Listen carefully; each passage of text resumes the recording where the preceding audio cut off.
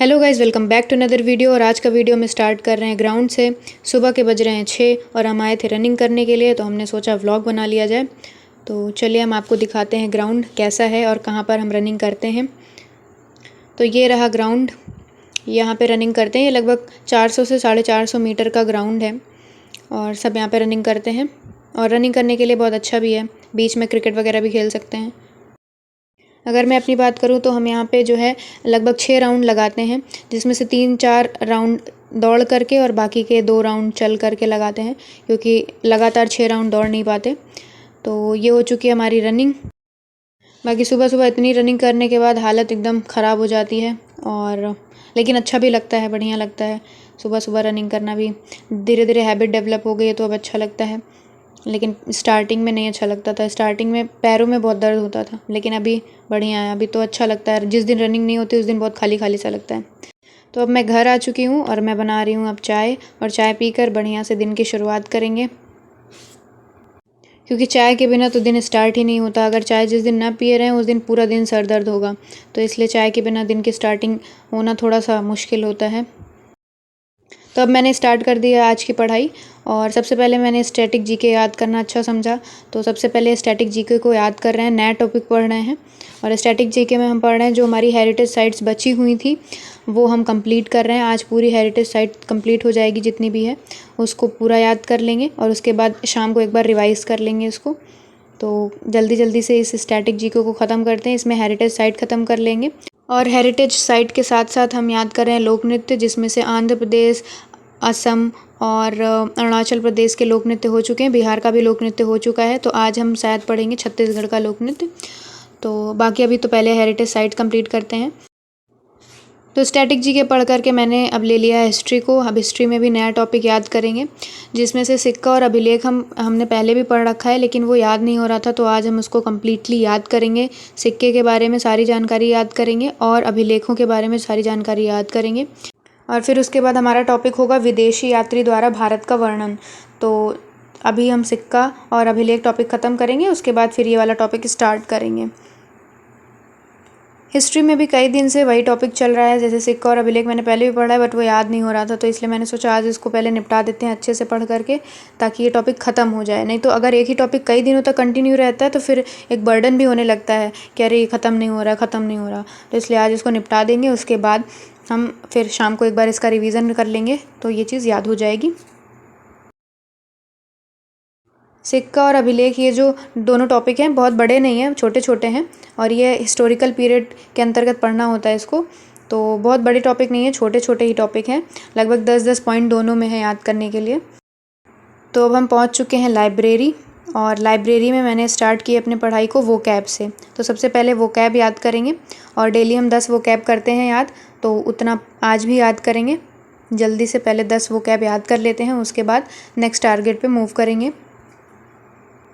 तो वो कैब जो हम याद कर रहे हैं वो अल्फ़ाबेटिकली याद कर रहे हैं, मतलब जैसे पहले ए से, फिर बी से, फिर सी से, फिर डी से। तो आज हम डी वाले याद कर रहे हैं, जैसे डिमोलिश हो गया, डेरोगेटरी हो गया, डिसॉलेट हो गया, डेस्पिकेबल हो गया, डेस्टिट्यूट, डिस्ट्रॉय, डेट्रीमेंटल। तो लगभग ऐसे 10 वर्ड्स मैंने आज याद करे हैं।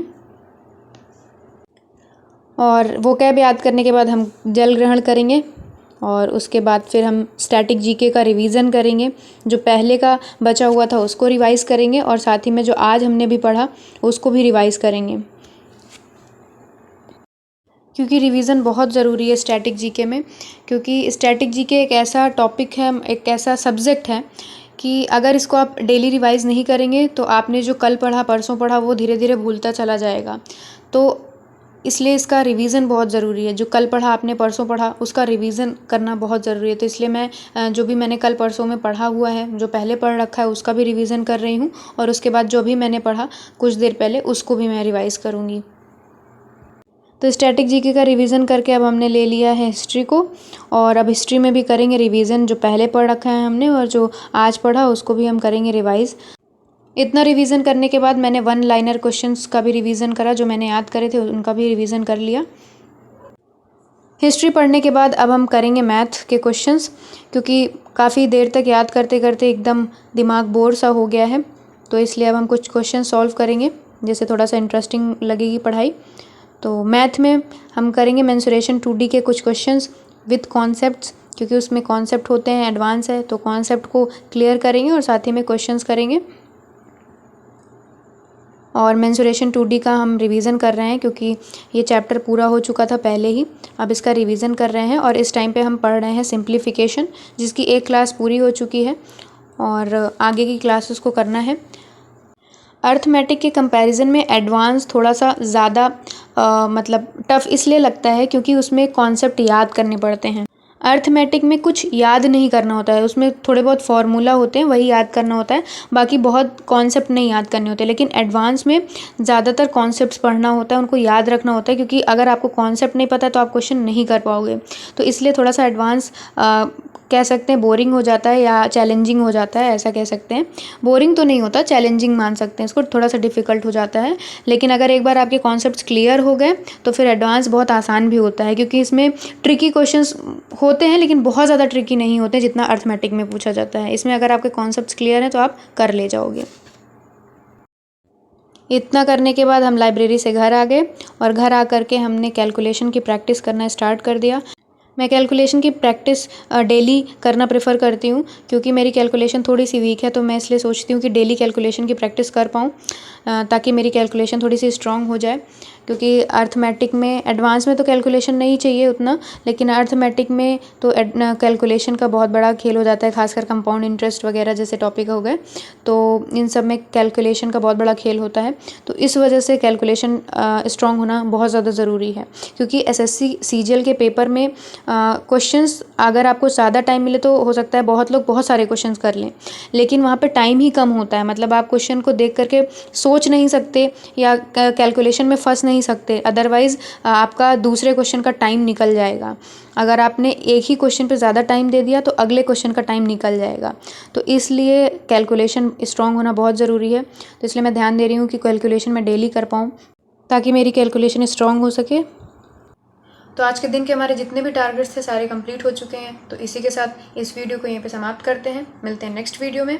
Thank you so much for watching और सब्सक्राइब ज़रूर कर दीजिएगा।